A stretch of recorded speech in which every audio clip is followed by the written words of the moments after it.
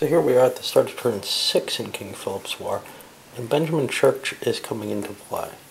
On top of that, I get to roll for Allied Indians. Now, you take half the provisions lost and subtract it from the die roll, so there's a -2 on this die roll. If I got a 1 or less, which I clearly didn't, an Allied Indian unit would come into play as additional troops for the colonists. It didn't happen here. Church gives me a number of bonuses. First of all, movement's going to be up to 5 companies. Up to 5 pips of movement is still allowed only, but I can start using the 2 and 3 pip connections. I can fight in the wilderness more.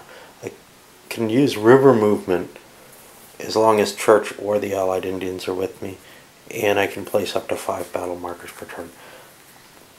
This makes for a very different type of game where I'm going to have a little bit more mobility with the colonists and be able to maybe project the force in areas I wouldn't have been able to before.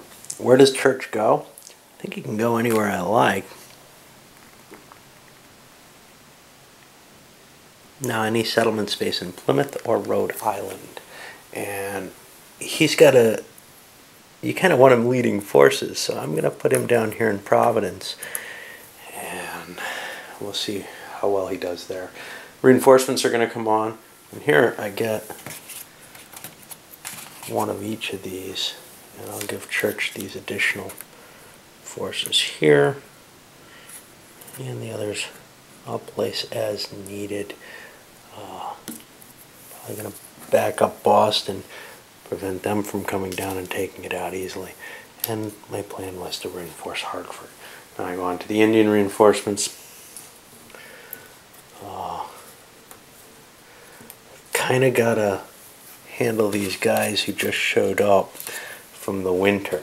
They come back, so I get a Nippenuk. I didn't have any. And I get another one of these. You can go here. And I'll get more muskets. Where am I going to put these guys all? Well, Nippenuk. This is still full, I think. I'll reinforce, not that stack. I don't really have a good place to put them. Put them down here, maybe to reinforce when that gets damaged or something. Over here, I can add to this stack. Make that a little stronger. The musket, I gotta think about the musket. I'm not sure where it's gonna go. This guy already has one. I'm not sure there is a place I can put one. To tell you the truth, I haven't made a lot of ground yet. I think I'm gonna just push it off because I don't think it gets to place. And then down here, we seem to have a pretty full boat everywhere. I can put somebody down here. It's giving me enough strength to maybe project some power. And then I'll put a reinforcement down here if I need it. You know what I forgot though? I forgot to move Philip, and he gets to bring another force into play. And here, I've gotten my biggest ones out already. Now I'm looking at really the Neantics, who would surrender at the end of the turn and seem kind of like a bad choice. The Mohawks I could go to. I'd like to have troops to do that though. So I guess I'm going to go with my final choice here, because I think I've brought everything else in, and I'm beginning to feel, oh no, I haven't brought the Hokum Tucks in yet. I think they're where I want to go. And that way I'll have some troops to bring to the Mohawks. They have only 2 plus a Sachem and 1 reinforcement per turn. That's a pretty minor size. I'm going to do is I'm going to place troops here just in case there's an ambush so that I have more. Put the Sachem here. And these, well, I'll give one to Philip as well. These guys are going to fill out the rest of the turn, so he's going to have 3. That'll give me a chance to maybe move down with them, but Philip's kind of in the wrong place at this point. And that may be a trick to the game, is figuring out where to send Philip in order on his diplomacy stages, because he's only allowed to go, I think, to one of these villages where there's a possibility of recruiting, and this infinite movement can put him in some dumb places like he is right now. Not exactly where you want to be. Alright, well, I guess we'll try moving on to the Indian movement. They're going to get their full 5 attacks this time.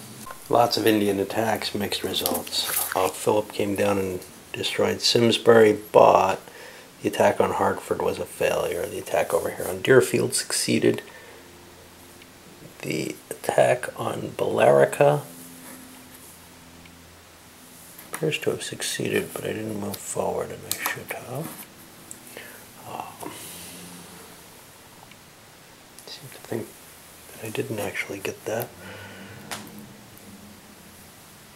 feel like I misplayed that. Like, I didn't collect the points for it, but took it or something, because I don't think that actually was burned. And I could count that with trying to count all the pieces on the board. What if I made a mistake, you know? 1, and that's a hard problem with this. 2, 3, 4, that's not, they're not all. 1, 2, 3, 4, 5, and I can't really trust what's going to happen. 6, I think. I don't know what I counted. You know, I'll just assume it's right, but I think I screwed up there and maybe didn't get the points because it wasn't supposed to be done. Anyway, it's just a difficulty with this kind of mechanism for me, because it seems simple enough that I should be able to understand, should be able to track it, but the truth of the matter is the mechanics of it are very likely for me to make a screw up like that. Alright, so now we go on to, one thing that happened down here at Warwick. Ken O'Shea attacked. The Rhode Islanders tried to evade the attack. Now they need a 7 or more, and they only had a +1 for their leader, so they didn't get that. They fought the battle, and it ended up kind of a wash, one point loss to each side. But now they can try to escape out of there. There's no real reason to defend Warwick. It's a raised settlement, but that's what they did. There's some more fighting going on. Winslow chases these forces back. They were able to withdraw, actually. Up here, really kind of, Church hasn't completely changed things where he is. It's still sort of a stalemate. It's just a little bit more fighting down here. Quick shift across to attack down and try to break up, try to destroy that village, but didn't really work. I don't remember quite what happened, but it wasn't good. There was a massacre somewhere. That may have been, that probably wasn't it. It's hard to remember what's happened because of the simultaneous nature of it, and there's no real front or anything to watch. Specific events are all kind of generic. It's not like you see an army routing or something. There's not much on the board after something's happened. So the story that the game tells isn't maybe as clear as you'd like in your memory after the die rolls. It's too fast-paced for me for that, which is kind of unfortunate, but it's something that I find that a lot of the modern designs face.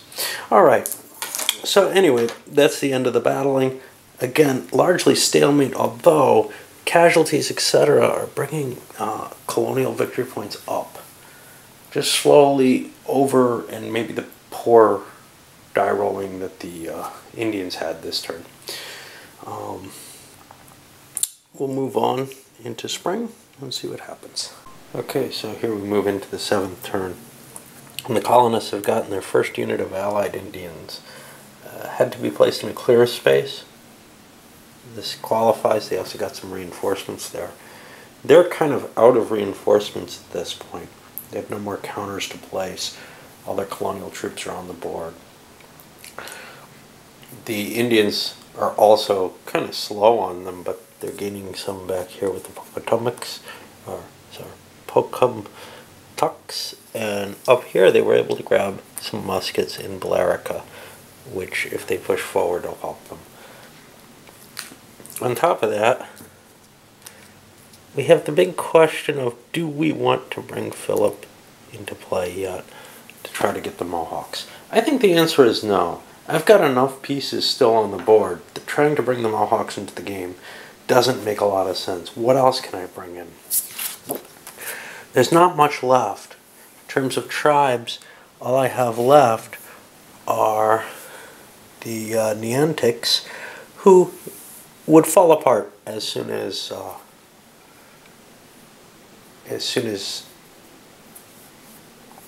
they sort of entered the war. On top of that, we see the Nipmucs are also withdrawing from the war. I forgot that last turn. But this is something that's going to happen, and they're just pulled out. Their stacks disappear, and they're done. I'll put them up here. I'm assuming they lose their spy, because those are kind of tied. Otherwise, the muskets, I'll let them keep them because that doesn't help. There's no reason the British need that musket. You know, they need the spy in case there's another die roll, so they don't want that in the way. But the muskets, that's a bonus for the Indians if they come back, but if they don't come back, it's not. So I'm going to leave Philip with the job of working on Connecticut and trying to get those extra 3 victory points if he can. All right, on with movement.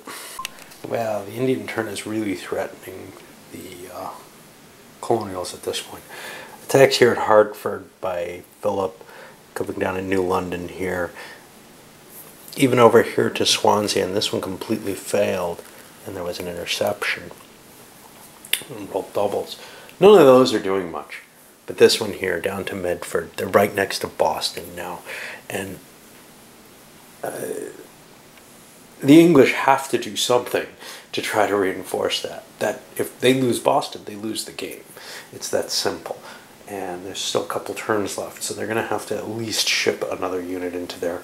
They may have to move Winslow forward to see whether or not he can affect this and start hitting it and trying to decrease it. I don't think he can do it this turn, though. 1, 2, 3, 4, 5. Yeah, he could. So he may be moving up and trying to attrition those units a little bit. Seeing some points going just from casualties. Point movement, Indians are up to 20. Colonists are at 12. The colonists are having a hard time here this whole game. Maybe Church coming in so late.